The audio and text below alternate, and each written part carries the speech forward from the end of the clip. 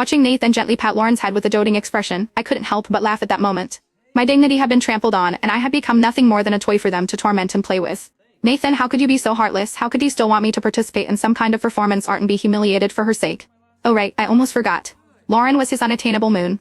He had pursued her for years without success, and then they were separated by their families. Lauren had left the country overnight. Now that he finally had her, of course he would pamper and indulge her every whim. How could I possibly compete? Suppressing the bitterness in my heart, I spoke stiffly. Can that count as one forgiveness voucher? Forgiveness voucher? The crowd laughed at my strange request, but Nathan put down the hand that had been pampering Lauren and suddenly looked at me. He knew what I was talking about. After a moment, he nodded. It counts. I smiled bitterly. All right, I agree. 8 years ago, when I had just entered the modeling world, I was targeted by a big boss and confined on an island. Along with other girls, I became a tool for men to use at their business gatherings. I was lucky.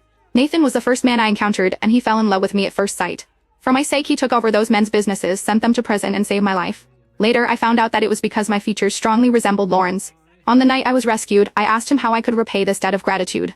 His eyes were sincere. Then marry me. I pinched him. I'm serious. His breathing became ragged as he entangled with me and said, then, give me 99 forgiveness vouchers. Forgiveness vouchers? I curiously clung to his body, not understanding. At that moment, he smiled.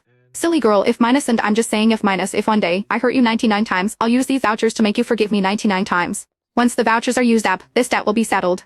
For the next 5 years, he poured resources into making me a supermodel and loved me like a precious jewel. Until 2 months ago when Lauren returned to the country. Everything changed. Now it was the 97th time. Just 2 more times and my debt would be repaid. We would have no more connection. Seeing Nathan agree, the playboy took me into his private room, a dimly lit chamber covered in silk. The table was full of hard-boiled eggs, and on the floor lay 2 or 3 women with disheveled clothes, a rotten smell emanating from beneath them. A chill ran down my spine as I realized with horror what Lauren meant by stuffing eggs minus they were going to insert them into my private parts. Nathan, who had followed us in, suddenly narrowed his eyes and turned to ask Lauren. Wasn't this supposed to be about eating eggs? What's going on here? But Lauren ignored him and pushed me forward. Mr. 7, Miss Sophia used to be a dancer. I'm sure her flexibility will satisfy you. Don't you want to try it yourself? Push your limits? As Lauren finished speaking, I was already trembling in terror. I immediately looked to Nathan for help.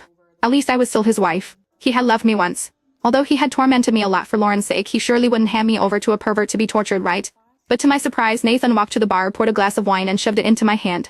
Why don't you toast Mr. 7 first to liven things up? Liven things up? Did he want me to entertain them? He actually agreed.